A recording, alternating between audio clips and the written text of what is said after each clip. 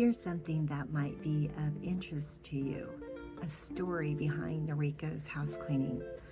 So I started my business back in 2007. I started this business because I wanted to be able to help my family get out of financial debt. So I actually listened to Dave Ramsey, who told me go clean some houses. So I did, and then I determined that I wanted to make this more of a business that I have.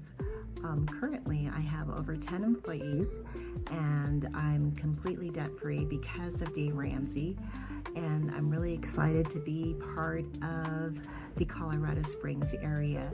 We also support cancer patients with Cleaning for a Reason. We give free cleans to cancer patients. You can apply at cleaningforareason.org and ask for additional support, and we usually take 3 patients per month, and we would love to help you as well.